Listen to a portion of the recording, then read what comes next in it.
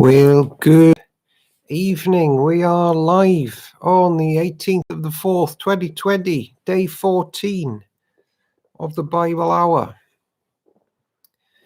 Reading it for an hour each day of lockdown. Sue Roberts is in the house. I must be on my most accurate and articulate behavior in this esteemed company, and 10 others already. Jimmy T in the house.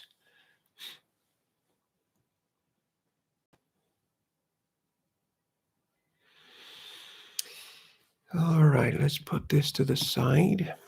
Get this up.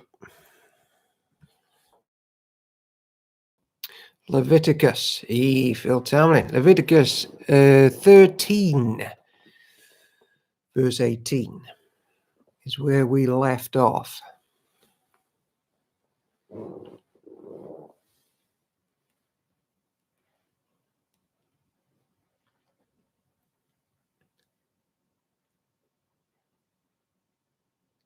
Hey, Diane. I agree. It is the best hour of the day. My life's number one biggest regret now is that we didn't do the Bible hour and a half.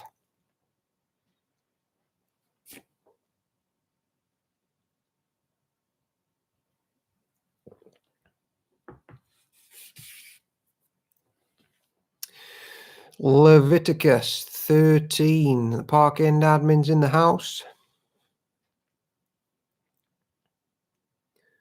That's slightly out of shot.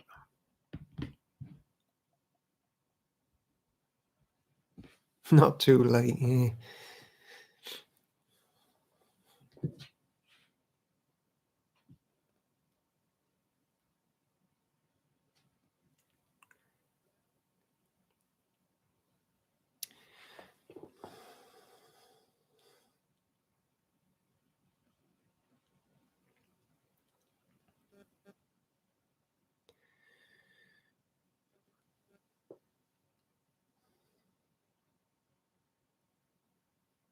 Hey, North Star. Welcome.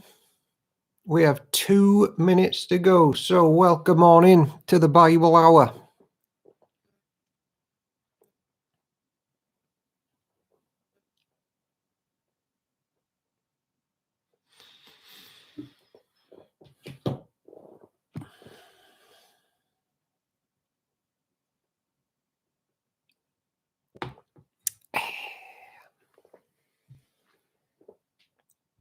Leviticus chapter 13,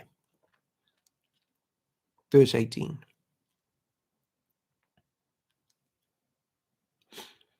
One minute to go in our quest to make the book of Leviticus great again, so often bypassed, overlooked.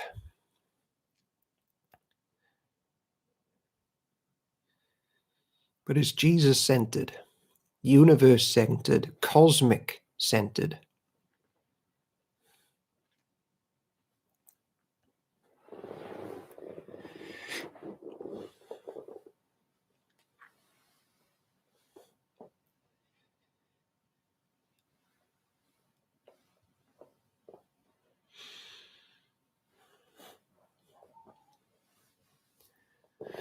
Right, it is 9 o'clock BST. Welcome to day 14 of the Bible Hour. We ask, what do we learn about Jesus? What do we learn about church? If you want to know why we ask those questions, there's a link down below.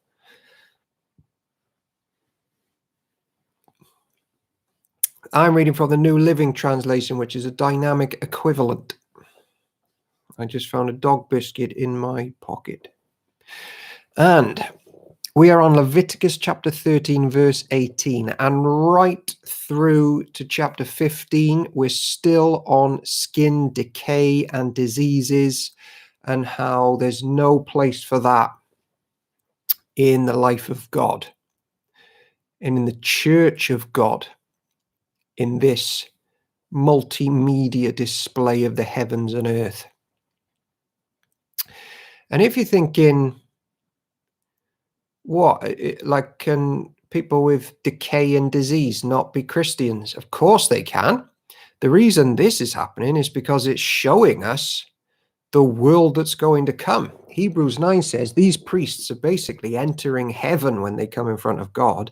And of course, in that world, there's no decay and skin disease. So this gives hope to all of us, even me with a dicky back at 34 years old. So it's quite exciting, actually, that it has to be removed. So here we are. This is the word of the Lord. Thanks be to God. Leviticus 13, verse 18. And the next time I'll take a proper pause is chapter 15. If anyone has a boil on the skin that has started to heal, but a white swelling or a reddish spot develops in its place, that person must go to the priest to be examined.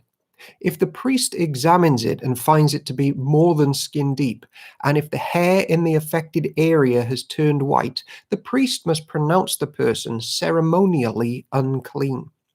The boil has become a serious skin disease. But if the priest finds no white hair on the affected area and the problem appears to be no more than skin deep and has faded, the priest must quarantine the person for 7 days. If during that time the affected area spreads on the skin, the priest must pronounce the person ceremonially unclean because it is a serious disease. But if the area grows no larger and does not spread, and it is merely the scar from the boil, and the priest will then announce the person ceremonially clean. If anyone has suffered a burn on the skin and the burned area changes color, becoming either reddish white or shiny white, the priest must examine it. And if he finds that the hair in the affected area has turned white and the problem appears to be more than skin deep, a skin disease has broken out in the burn. The priest must then pronounce the person ceremonially unclean, for it is clearly a serious skin disease. But if the priest finds no white hair on the affected area, and the problem appears to be more than skin deep and has faded, the priest must quarantine the infected person for 7 days. On the 7th day, the priest must examine the person again. If the affected area has spread on the skin, the priest must pronounce that person ceremonially unclean, for it is clearly a serious skin disease. But if the affected area has not changed or spread on the skin and has faded, it is simply a swelling from the burn.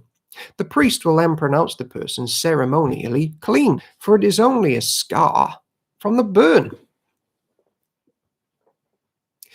If anyone, either a man or woman, has a sore on the head or chin, the priest must examine it. If he finds it more than skin deep and has fine yellow hair on it, the priest must pronounce the person ceremonially unclean. It is a scabby sore on the head or chin. By the way, this isn't health care just for the sake of it. This is because the Lord was walking around the camp with them. If the priest examines a scabby sore and finds it is only skin deep, but there is no black hair on it, he must quarantine the person for 7 days. On the 7th day, the priest must examine the sore again. If he finds that the scabby sore has not spread and there is no yellow hair on it, and it appears to be only skin deep, the person must shave off all hair except the hair on the affected area. Then the priest must quarantine the person for another 7 days. On the 7th day, he will examine the sore again. If it has not spread and appears to be no more than skin deep, the priest will pronounce the person ceremonially clean. The person's clothing must be washed, and the person will be ceremonially clean. But if the scabby sore begins to spread after the person is pronounced clean, the priest must do another examination. And if he finds that the sore has spread, the priest does not need to look for yellow hair. The infected person is ceremonially unclean. If the color of the scabby sore does not change and the black hair has grown on it, it is healed. The priest will then pronounce the person ceremonially clean. If anyone, either a man or woman, has shiny white patches on the skin, the priest must examine the affected area. If he finds that the shiny patches are only pale white, this is a harmless skin rash and the person is ceremonially clean. If a man loses his hair and his head becomes bald, he is ceremonially clean. And if he loses his hair on his forehead, he simply has a bald forehead. He is still clean. However, if a reddish-white sore appears on the bald area on the top of his head or his forehead, this is a skin disease. The priest must examine him, and if he finds swelling around the reddish-white sore anywhere on the man's head, and it looks like a skin disease, the man is indeed infected with a skin disease and is unclean. The priest must pronounce him ceremonially unclean because of the sore on his head. Those who suffer from a serious skin disease must tear their clothing and leave their hair uncombed. They must cover their mouth and call out, "Unclean, unclean." As long as a serious disease lasts, they will be ceremonially unclean. They must live in isolation in their place outside of the camp. Get out of heaven for a while. You are a picture of the fall, and Jesus is all about dealing with that. Treatment of contaminated clothing. Now, suppose mildew contaminates some woolen or linen clothing. Woolen or linen fabric, the hide of an animal, or anything made of leather. If the contaminated area in the clothing, the animal hide, the fabric, or the leather article has turned greenish or reddish, it is contaminated with mildew and must be shown to the priest. After examining the affected spot, the priest will put the article in quarantine for 7 days. On the 7th day, the priest must inspect it again. If the contaminated area has spread, the clothing or the fabric or the leather is clearly contaminated by a serious mildew and is ceremonially unclean. The priest must burn the item, the clothing, the woolen or the linen fabric, or the piece of leather, for it has been contaminated by a serious mildew. It must be completely destroyed by the fire. Even filthy clothes can't enter heaven. But if the priest examines it and finds that the contaminated area has not spread in the clothing, the fabric, or the leather, the priest will order the object to be washed and then quarantined for 7 more days. Then the priest must examine the object again. If he finds that the contaminated area has not changed color after being washed, even if it did not spread, the object is defiled. It must be completely burned up, whether the contaminated spot is on the inside or the outside. But if the priest examines it and finds that the contaminated area has faded after being washed, he must cut the spot from the clothing, the fabric, or the leather.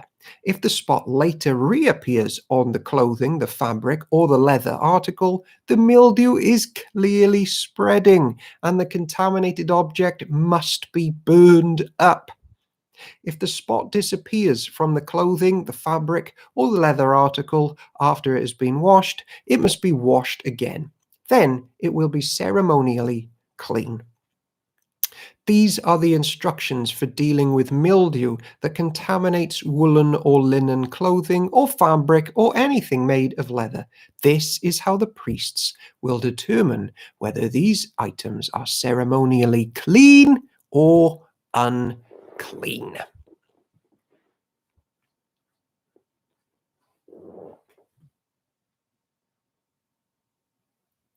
So chapter 14 carries on in a similar vein. 15 goes off slightly, and wait till we get to 16. Leviticus chapter 14, cleansing from skin diseases. And the Lord said to Moses, the following instructions are for those seeking ceremonial purification from a skin disease. Those who have been healed must be brought to the priest, who will examine them at a place outside the camp. If the priest finds that someone has been healed of a serious skin disease, he will perform a purification ceremony using 2 live birds that are ceremonially clean and a stick of cedar, some scarlet yarn, and a hyssop branch. The priest will order that 1 bird be slaughtered over a clay pot filled with fresh water. He will then take the live bird, the cedar stick, the scarlet yarn, and the hyssop branch, and dip them into the blood of the bird that was slaughtered over the fresh water. The priest will then sprinkle the blood of the dead bird 7 times on the person being purified of the skin disease. When the priest has purified the person, he will release the live bird in the open field to fly away. Incidentally, these ceremonial washing pots in the life of the ancient church were the washing pots that Jesus, with his first miracle at the wedding of Cana, turned the water into wine, therefore illustrating even further that he is the purifier come to planet Earth. The persons being purified must then wash their clothes, shave off their hair, and bathe themselves in water. Then they will be ceremonially clean and may return to the camp. However, they must remain outside their tents for 7 days. On the 7th day, they must again shave all of their hair from their heads, including the hair of the beard and eyebrows. They must also wash their clothes and bathe themselves in water. Then they will be ceremonially clean. On the 8th day, each person being purified must bring 2 male lambs and a 1-year-old female lamb, all with no defects, along with a grain offering of 6 quarts, a choice of flour moistened with olive oil, and a cup of olive oil. Then the officiating priest will present that person for purification, along with the offerings, before the Lord at the entrance of the tabernacle. The priest will take 1 of the male lambs and the olive oil and present them as a guilt offering, lifting them up as a special offering before the Lord. He will then slaughter the male lamb in the sacred area where sin offerings and burnt offerings are slaughtered. As with the sin offering, the guilt offering belongs to the priest. It is a most holy offering. The priest will then take some of the blood of the guilt offering and apply it to the lobe of the right ear, the right thumb of the right hand, and the big toe of the right foot of the person being purified. See yesterday's stream for why. Then the priest will pour some of the olive oil into the palm of his own left hand. He will dip his right finger into the oil on his palm and sprinkle some of it with his finger 7 times before the Lord. You're getting the vibe of the number 7 in the ancient church. The priest, that's it. Whatever you listen to, whatever you do, wherever you go, I'll be right here waiting for... Oh, no. Verse 17, the priest will then apply some of the oil in his palm over the blood from the guilt offering that is on the lobe of the right ear, the right hand, the thumb, and the big toe on the right foot of the person being purified. The priest will apply the oil remaining in his hand to the head of the person being purified. Through this process, the priest will purify the person to the Lord, because it's less about NHS hygiene and more about the fact that he's there walking around with it. And good luck trying to get mildew into the company of the living God.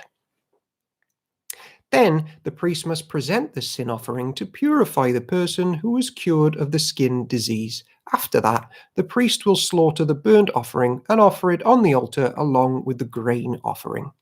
Through this process, the priest will purify the person who was healed, and the person will be ceremonially clean. But anyone who is too poor and cannot afford these offerings may bring 1 male lamb for a guilt offering to be lifted up as a special offering for purification. The person must also bring 2 quarts of, you know it by now, choice flour, moistened with what? You know it. Olive oil for the grain offering, and a cup of olive oil. The offering must also include 2 turtle doves and 2 young pigeons, whichever the person can afford. One of the pair must be used for the sin offering and the other for a burnt offering. On the 8th day of the purification ceremony, the person being purified must bring the offerings to the priest in the Lord's presence at the entrance of the tabernacle. The priest will then take a lamb for the guilt offering along with the olive oil and lift them up as a special offering to the Lord. Then the priest will slaughter the lamb for the guilt offering. He will take some of its blood and apply it to the lobe of the right ear, the right thumb of the right hand, and the big toe of the right foot of the person being purified. The priest will also pour some olive oil into the palm of his left hand. He will dip his right finger into the olive oil in the palm and sprinkle some of it 7 times before the Lord.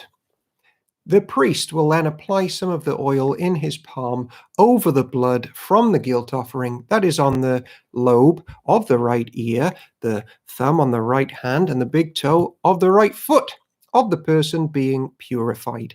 The priest will apply the oil remaining in his hands to the head of the person being purified. Through this process, the priest will purify the person before the Lord. Then the priest will offer 2 turtle doves or the 2 young pigeons, whichever the person can afford, because church is for everybody. One of them is for a sin offering and the other for a burnt offering, to be present along with the grain offering. Through this process, the priest will purify the person before the Lord.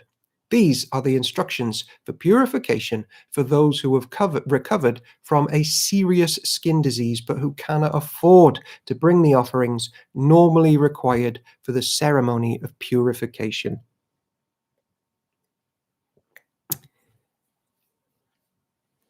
For those who might have joined late, can people with skin diseases become Christians? Yes. Why is this here? Because we're headed to a world where all of that is healed. Jesus even cares about our skin condition, even more than olive of ole. Oil of olive ole. Oil of ole. Whatever that advert is. I'll ask Rita later.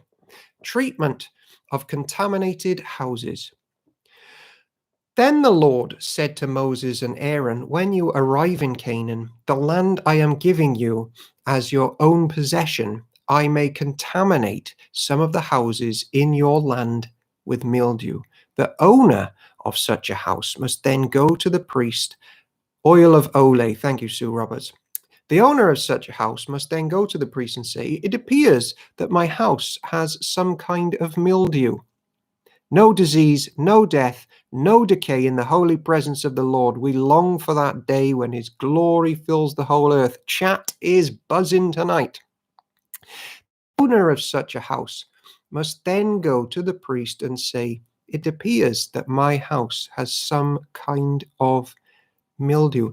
Isn't it amazing, though, that the priest, as we said yesterday, basically after some of these things has to stay there in the presence for 7 days, which elevates this from local church redemption to the cosmic scale. And Hebrews is just like they were walking into heaven itself. But they had to keep doing it. Now there's one. And he's sat down now. It's done. It's over. The death of death in the life of God. The owner of such a house must then go to the priest and say, it appears that my house has some kind of mildew. Verse 36. Before the priest goes in to inspect the house, he must have the house emptied so nothing inside will be pronounced ceremonially unclean. Then the priest will go in and examine the mildew on the walls. If he finds greenish or reddish streaks in the contamination, and the contamination appears to go deeper than the wall's surface, the priest will step outside the door and put the house in quarantine for 7 days. On the seventh day, the priest must return for another inspection. If he finds that the mildew on the walls of the house has spread, the priest must order that the stones from those areas be removed. The contaminated material will then be taken outside the town to an area designated as ceremonially unclean. 6 days creation of the universe, then day of rest, a week, 7 days. This is cosmic. The book of the cosmic Levitical Jesus. Next, the inside walls of the entire house must be scraped thoroughly and scrapings dumped in the unclean place outside of the town. Other stones will be brought in to replace the ones that were removed, and the walls will be replastered. But if the mildew reappears after all the stones has been replaced and the house has been scraped and replastered, the priest must return and inspect the house again. If he finds that the mildew has spread, the walls are clearly contaminated with a serious mildew and the house is defiled. It must be torn down, and all its stones, timbers, and plasters must be carried out of the town to the place designated as ceremonially unclean. Get that out of church life. Those who enter the house during the period of quarantine will be ceremonially unclean until evening, and all who sleep or eat in the house must wash their clothing. But if the priest returns from his inspections and finds that the mildew has not reappeared in the house after the fresh plastering, he will pronounce it clean because the mildew is clearly gone. To purify the house, the priest must take 2 birds, a stick of cedar, a scarlet yarn, and a hyssop branch. He will slaughter one of the birds over a clay pot filled with fresh water. He will take the cedar stick, the hyssop, the branch, the scarlet yarn, and the live bird and dip them into the blood of the slaughtered bird and into the fresh water. Then he will sprinkle the house 7 times. When the priest has purified the house in exactly this way, he will release the live bird in the open fields outside the town. Through this process, the priest will purify the house and it will be ceremonially clean. These are the instructions for dealing with serious skin disease, including scabby sores and mildew, whether on clothing or in a house, or a swelling on the skin, a rash, a discolored skin. This procedure will determine whether a person or object is ceremonially clean or unclean. These are the instructions regarding skin disease and mildew. I actually think, as I'm reading this, there's too many tracts, gospel tracts, which has got the New Testament, and there's too many churches which say go to heaven, and people are like, why? Well, I don't know, we just sort of float around and have philosophical faith waves buzzing around our head, and it's Shangri-La inside our head. I think maybe we should start handing out the book of Leviticus for evangelistic tracts, because it's so physical, and we can say to our lost neighbor who doesn't know Jesus, come to Jesus, because he will even deal with our skin problems and mildew and cosmic fall and trees which aren't as high up as they should be, and dogs which eat other dogs instead of licking them. Like, Jesus cares about that stuff.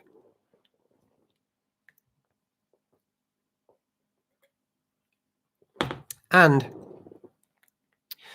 if the church doesn't regain its physicality after this lockdown period, we're going to enter this virtual world of nothingness. But philosophy first, Bible later, Christianity. Right, take 10 seconds there, because we are now at Leviticus 15. I've got the notes out to prep us.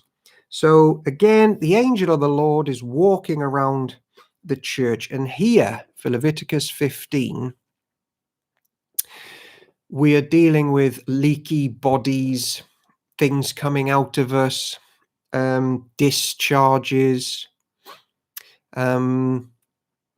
scarlet thread. Yes, Rahab does use that. Yes, and we're going to get to that because there's lots of the number 7 in Joshua too. But leaky bodies, And even sex between a married couple afterwards is like have a period of uncleanness where you have to sort of get back to being clean again. Don't you find this? Even marriage life is affected by the fall. It reaches right even into the intimacy of the bedroom. And don't you find this? Blood loss, things that are supposed to contain life, that's spilling on the floor. Don't you just see that that is a sign of lifelessness? A big problem. Semen, that which can contain life, that just spills. It's like these things are going places that they shouldn't. We're leaking. Put us back together. Someone. All right. Jesus will.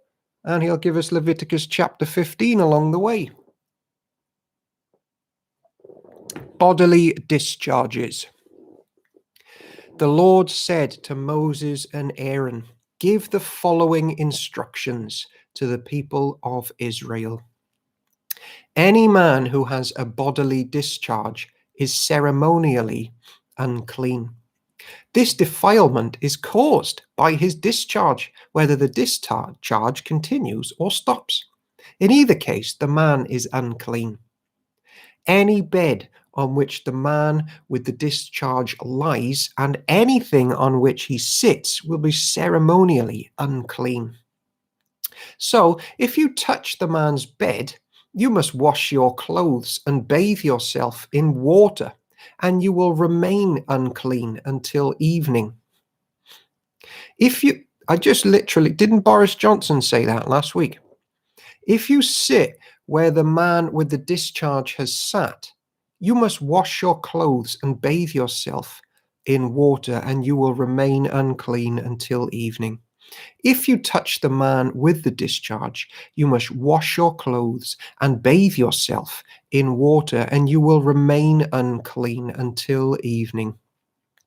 If the man spits on you, you must wash your clothes and bathe yourself in water, and you will remain unclean until evening. Any saddle blanket on which the man rides will be ceremonially unclean. If you touch anything that was under the man, you will be unclean until evening. You must wash your clothes and bathe yourself in water, and you will remain unclean until evening.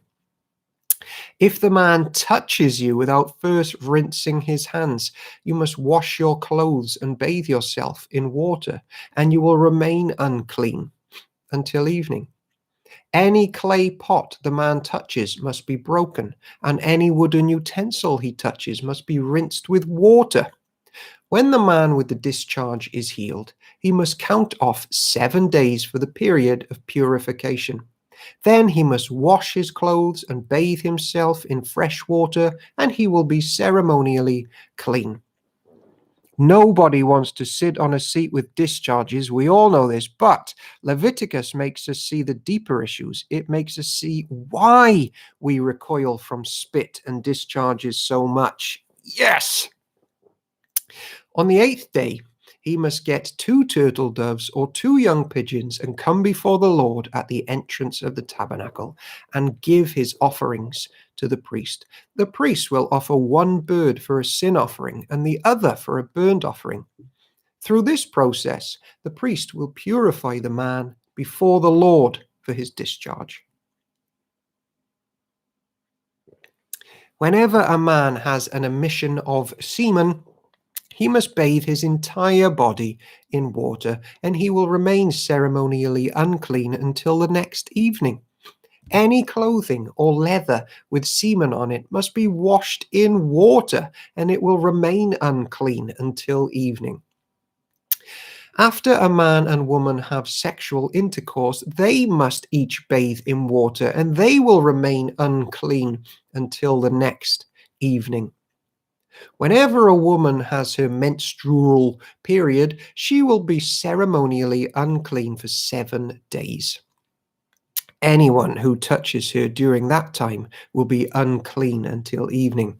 There's things of Genesis 3 going on there, isn't there? Anything on which the woman lies or sits during her time of her period will be unclean. If any of you touch her bed, you must wash your clothes and bathe yourself in water, and you will remain unclean until evening. If you touch any object she has sat on, you must wash your clothes and bathe yourself in water, and you will remain unclean until evening. This includes her bed or any other object that she has sat on. You will be unclean until evening if you touch it. If a man has sexual intercourse with her and her blood touches him, her menstrual impurity will be transmitted to him. He will remain unclean for 7 days, and any bed on which he lies will be unclean. If a woman has a flow of blood for many days that is unrelated to her menstrual period, or if the blood continues beyond the normal period, she is ceremonially unclean. As during her menstrual period, the woman will be unclean as long as the discharge continues. Any bed she lies on and any object she sits on during that time will be unclean, just as during her normal menstrual period. If any of you touch these things, you will be ceremonially unclean. You must wash your clothes and bathe yourself in water, and you will remain unclean until evening. When the woman's bleeding stops, she must count off 7 days. Then she will be ceremonially clean. On the 8th day, she must bring 2 turtle doves or 2 young pigeons and present them to the priest at the entrance of the tabernacle. The priest will offer one for a sin offering and for the other a burnt offering. Through this process, the priest will purify her before the Lord for the ceremonial impurity caused by her bleeding. This is how you will guard the people of Israel from ceremonial uncleanness. Otherwise, they would die, for their impurity would defile my tabernacle that stands among them. These are the instructions for dealing with anyone who has bodily discharge: a man who is unclean because of an emission of semen, or a woman during a menstrual period. It applies to any man or woman who has a bodily discharge, and to a man who has a sexual intercourse with a woman who is ceremonially unclean.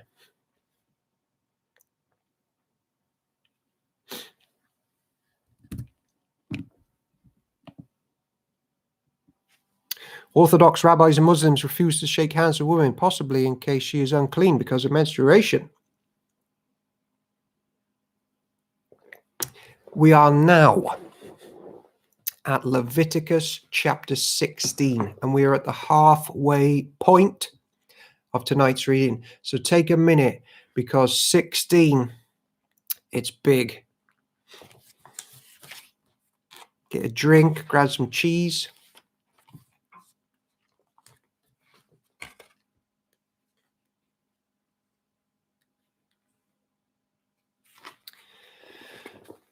So the main points from the notes we have on the Day of Atonement, very special day in the yearly calendar of the ancient church. Those other ceremonies and sacrifices can be daily. This one, the Day of Atonement, was yearly, where the high priest entered the holiest of holy places, where the Ark of the Covenant was, where the angel of the Lord sat down between the cherubim.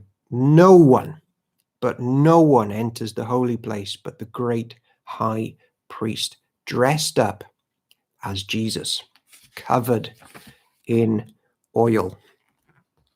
So this now is like a spiritual spring cleaning, where they just make sure the tabernacle and everything is declared clean, and impurity of all kinds now are just driven out once a year.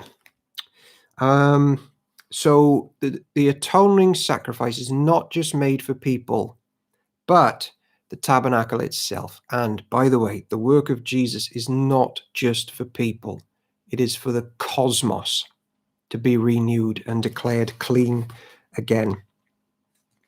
Look out for when the sins are placed on a goat and the goat is sent outside of the camp. Look out, I'm not sure what it says in this version, but this demonic figure, back to their author, Azazel, almost to the wilderness of the demonic realm, back where that stuff belongs. Extra homework, read Hebrews 9, which tries its best to go into this sort of detail about what was going on. So there we are, the priest now symbolically entering the throne of heaven itself once a year.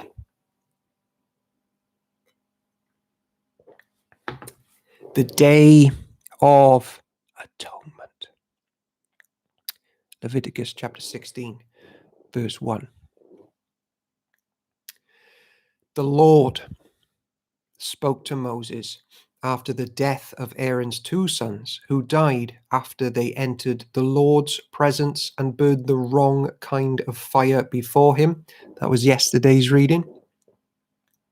The Lord said to Moses, "Warn your brother Aaron not to enter the most holy place behind the inner curtain whenever he chooses. If he does, he will die.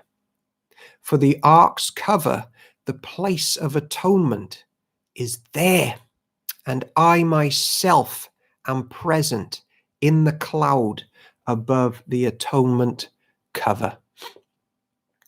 When Aaron enters the sanctuary area, he must follow these instructions fully. He must bring a young bull for a sin offering and a ram for a burnt offering. He must put on his linen tunic and the linen undergarments worn next to his body. He must tie the linen sash around his waist and put the linen turban on his head. These are the sacred garments, so he must bathe himself in water before he puts them on. Aaron must take from the community of Israel 2 male goats for a sin offering and a ram for a burnt offering. Aaron will present his own bull as a sin offering to purify himself and his family, to make them right with the Lord. Then he must take 2 male goats and present them to the Lord at the entrance of the tabernacle. He is to cast sacred lots to determine which goat will be reserved as an offering to the Lord and which will carry the sins of the people to the wilderness of Azazel. Do you get the demonic picture outside of church life? What's out there? Wilderness. Aaron will then present as a sin offering the goat chosen by Lot for the Lord. The other goat, the scapegoat chosen by Lot to be sent away, will be kept alive, standing before the Lord. When it is sent away to Azazel in the wilderness, the people will be purified and made right with the Lord. I wonder what went on in that goat's head as he stood before the Lord. Master. Aaron will present his own bull as a sin offering to purify himself and his family, making them right with the Lord. After he has slaughtered the bull as a sin offering, he will fill the incense burner with burning coals from the fire that stands before the Lord. Then he will take 2 handfuls of fragrant powdered incense and will carry the burner and incense behind the inner curtain. There, in the Lord's presence, he will put the incense on the burning coals so that a cloud of incense will rise over the ark's cover, the place of atonement that rests on the ark of the covenant.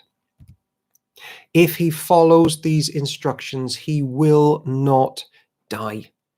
Then he must take some of the blood of the bull, dip his finger in it, and sprinkle it on the east side on the atonement cover. He must sprinkle blood 7 times with his finger in front of the atonement cover.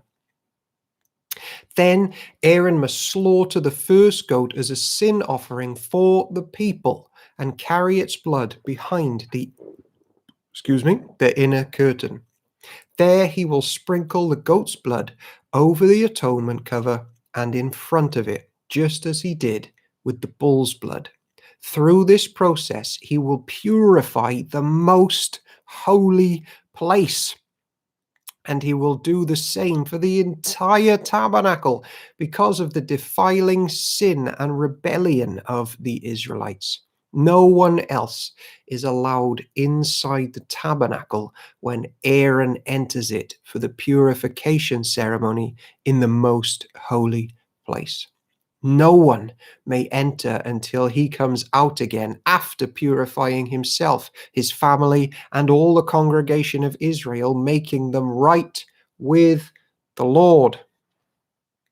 Then Aaron will come out to purify the altar that stands before the Lord. He will do this by taking some of the blood from the bull and the goat and putting it on each of the horns of the altar. Then he must sprinkle the blood with his finger.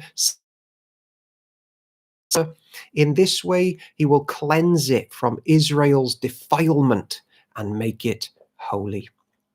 When Aaron has finished purifying the most holy place and the tabernacle and the altar, he must present the live goat.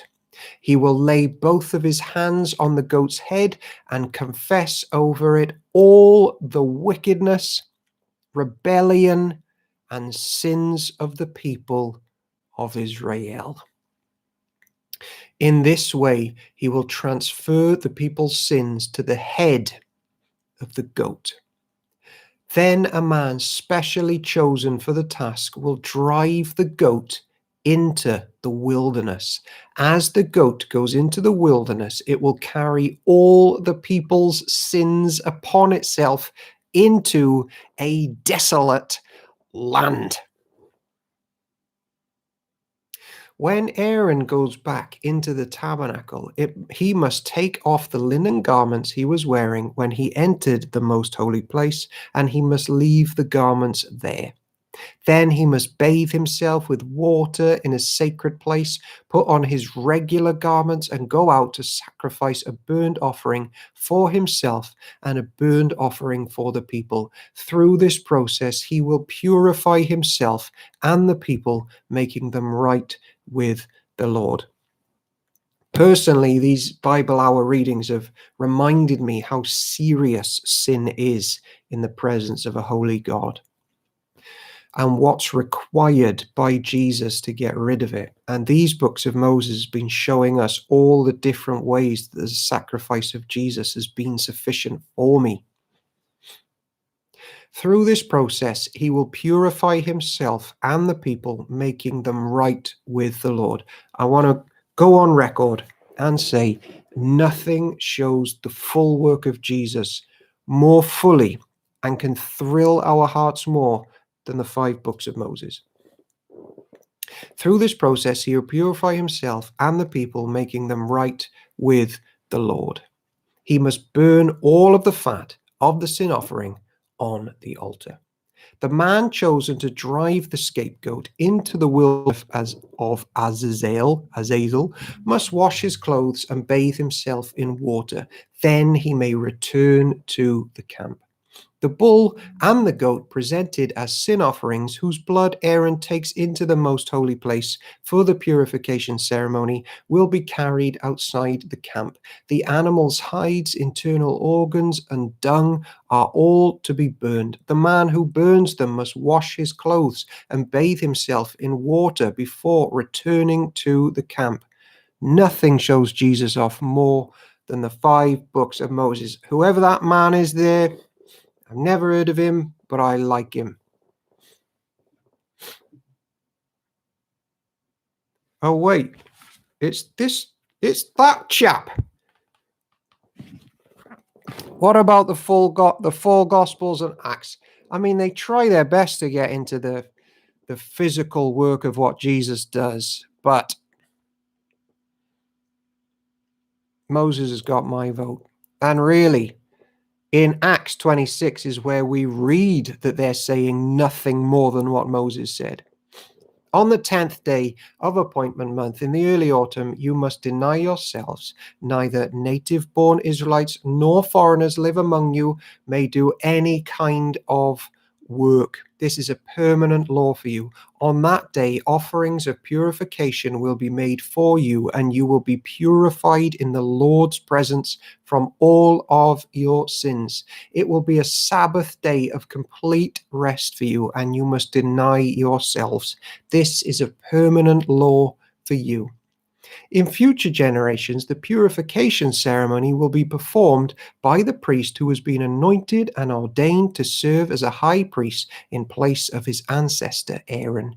He will put on the holy linen garments and purify the most holy place, the tabernacle, the altar, the priests, and the entire congregation. This is a permanent law for you, to purify the people of Israel from their sins, making them right with the Lord once a year. Moses followed all these instructions exactly as the Lord had commanded him.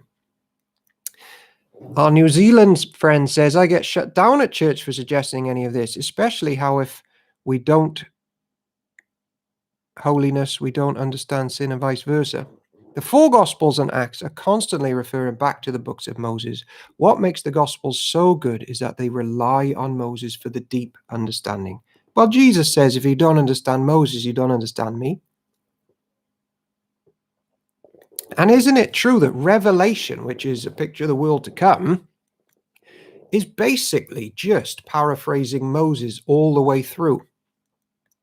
Jesus died at the Feast of Passover, and as if that was explanation enough. But, Darren, you are right. The Gospels are awesome. There we are. Just in case it was in doubt, we come now to the last 10 minutes. We are on Leviticus chapter 17, where we now learn about the importance of blood. Life blood. Just to prep us, eating blood all the way through the Bible is taken very, very seriously. Noah, chapter 9, Moses goes in on it hard. Check out the Council of Jerusalem in Acts 15. It comes up there. Life is in the blood, but isn't it also true? The blood that we are told to drink, and the flesh that we're told to feed on, is the Lamb of God, Jesus, in John chapter 6. That is the blood of life. Here comes Leviticus 17, as that is basically spelled out. Then the Lord said to Moses, give the following instructions to Aaron and his sons and all of the people of Israel. This is what the Lord has commanded. If any native Israelite sacrifices a bull or a lamb or a goat anywhere inside or outside of the camp, instead of bringing it to the entrance of the tabernacle to present it as an offering to the Lord, that person will be as guilty as a murderer. Such a person has shed blood and will be cut off from the community. The purpose of this rule is to stop the Israelites from sacrificing animals in the open fields. It will ensure that they bring their sacrifices to the priest at the entrance of the tabernacle so he can present them to the Lord as peace offerings. As a Lancastrian for whom eating black pudding is almost a religion, it is a big deal to realize that we cannot deliberately eat blood. Following Jesus meant giving up black puddings. North Star, modern progressive parts of the church see us as Pharisees. They even speak in those terms. Verse 6. Then the priest will be able to splatter the blood against the Lord's altar at the presence of the tabernacle, and he will burn the fat as a pleasing aroma to the Lord. The people must no longer be unfaithful to the Lord by offering sacrifices to the goat idols. This is a permanent law for them to be observed from generation to generation. Sue Roberts, thanks for that. I was just about to query black pudding being a Scouser. For what it's worth, I think there's a difference between meat where the blood has been drained from and black pudding, which is blood. I think Acts 15 has a few things to say about that. Verse 8, give them this command as well. If any native Israelite or foreigner living among you offers a burnt offering or a sacrifice, but does not bring it to the entrance of the tabernacle to offer it to the Lord, that person will be cut off from the community. And if any native Israelite or foreigner living among you eats or drinks blood in any form, I will turn against that person and cut him off from the community of your people. For the life of the body is in its blood. Some foods have blood in them, but some foods are specifically all about eating blood. It's almost a mockery of the sacraments and the Eucharist, Holy Communion. It is the blood given in exchange for a life that makes purification possible. That is why I have said to the people of Israel, you must never eat or drink blood, neither you nor the foreigners living among you. And imagine the witness we could have if we go into cafes and don't order black pudding and say, we feed on the flesh of Jesus. And if any native Israelite or foreigner living among you goes hunting and kills an animal or bird that is approved for eating, he must drain its blood and cover it with earth. The life of every creature is in the blood. If the life is in the blood, then we have to say there is only one blood that we want in ourselves. Yeah, the one that can give us life.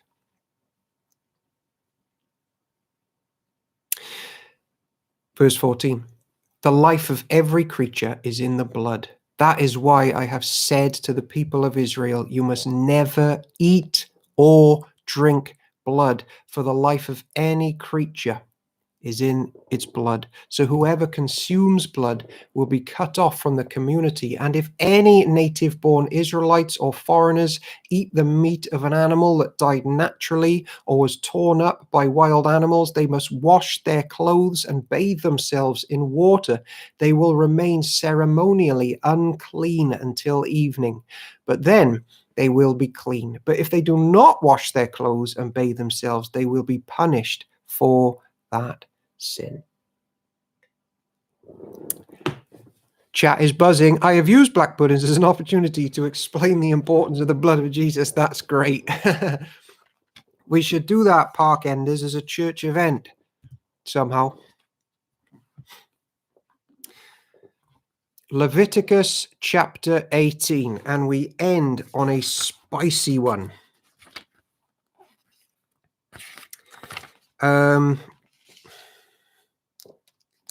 So it's about sexual practices.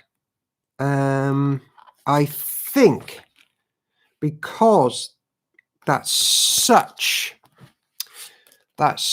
one which is going to take, I want to take that as a whole, where we can talk about it first, read it, and then pause after, because that is such a spicy curry in today's culture.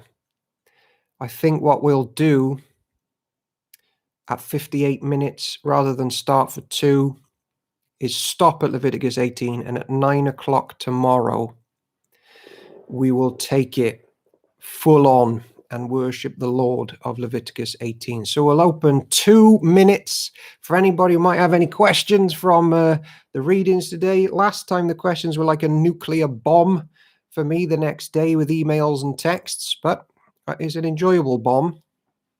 So anyone want to know anything from that? Otherwise, hold your peace.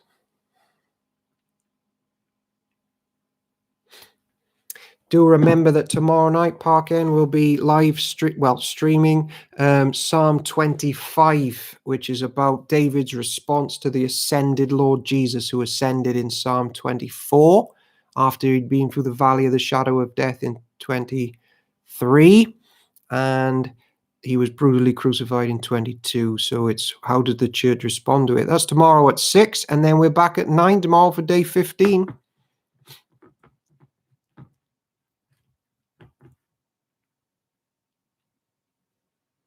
Next time we should do the Bible 2 hours and just read the Bible a month.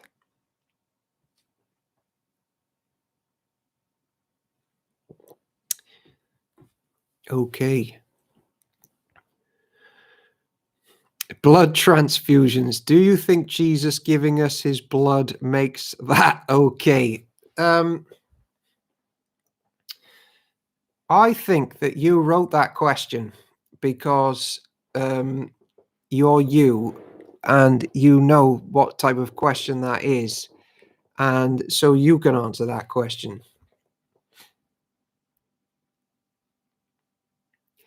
Do I think that Jesus giving us his blood makes that okay?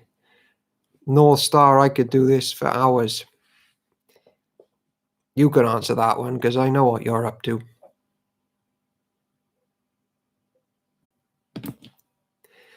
Yes, quite right, Teehee. Blood transfusions is actually, though, a serious talking point after the chapters of Leviticus 16 and 17. It's just a talking point which would be better coming from you, Doctor, than from me.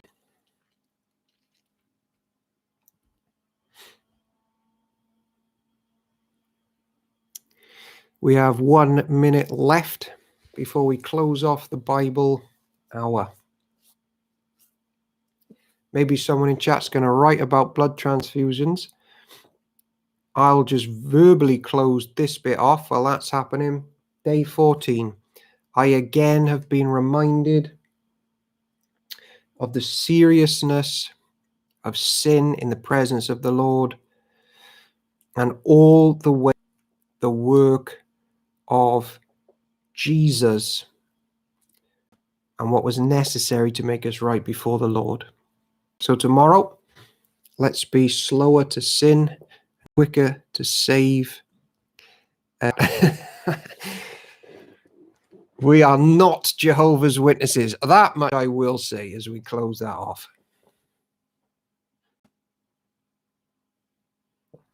Well, thank you for that grade from the doctor. And then literally said nothing to patch it all back together. I think that sharing our blood is sharing our life. It is a good way of showing the way of Jesus.